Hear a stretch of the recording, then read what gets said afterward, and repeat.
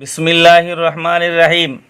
Welcome to my channel Arabic media Assam. My dear students, मैं class 9 और Arabic lesson number 2 अल हाराकातु 1 हारकात नम्बर 1 এই পাঠটো মই আৰম্ভ কৰিছোঁ আৰু এই পাঠটোৰ দুটা ভিডিঅ' অলৰেডি বনাই তোমালোকক উপহাৰ দিবলৈ সক্ষম হৈছোঁ। এতিয়া তোমালোকে ইয়লক বক্সত তোমালোকে চোৱা জানিবলগীয়া এই জানিবলগীয়া কিছুমান কথা ইয়াত আছে। তোমালোকে চোৱা কি কৈছে ইয়াত। আৰবিত মূল হৰকত এইটো এৰাবিকত হৰকত লিখিছে আৰু অসমীয়াত এইটো হৰকত ব্ৰেকেটত দেখুৱাইছে। আৰবিত মূল হৰকত বা হৰচিহ্ন তিনিটা। আৰবিত মূল হৰকত কেইটা, হৰচিহ্ন কেইটা, তিনিটা। যেনে ইয়াত জুম্মা লিখিছে, জুম্মা নহয় জাম্মা। জুম্মা নহয় কি, জাম্মা। আৰু জাম্মা মানে পেশ, এই যে ব্ৰেকেটত দেখুৱাইছে পেশ, এইটো জুম্মা নহয়, এইটো পঢ়িব লাগিব জাম্মা। জাম্মা মানে পেশ। ফাতাহা, ফাতাহা মানে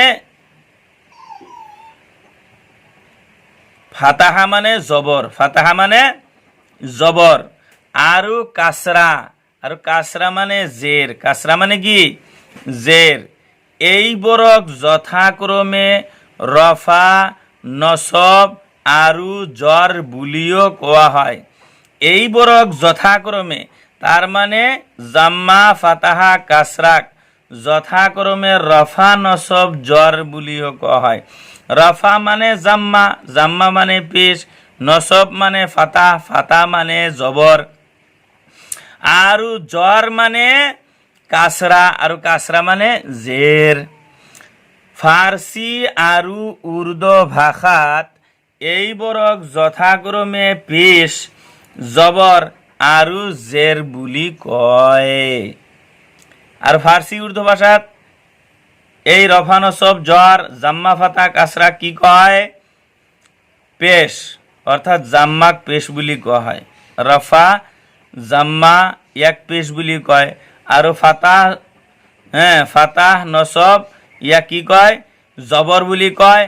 আৰু কাসৰা অৰ্থাৎ জৰ, এই জৰ কাসৰা কি কয়, জেৰ বুলি কয়। আৰু কি কোৱা হৈছে, এইবোৰ চুটি হৰচিহ্ন, এইবোৰ হৰকত কি, চুটি। এইবোৰ হৰকত কি, চুটি। অৰ্থাৎ দীঘলীয়াকৈ তুমি পঢ়িব নোৱাৰে, চুটিকৈ পঢ়িব লাগিব। গতিকে তোমালোকে নিশ্চয় এই বক্সৰ পঢ়াখিনি বুজিবলৈ সক্ষম হৈছা। আৰু মোৰ channel Arabic media Assam subscribe কৰিবা, লাইক, কমেন্ট, শ্বেয়াৰ কৰিবা। নতুন নতুন ভিডিঅ' তোমালোকে পাবা।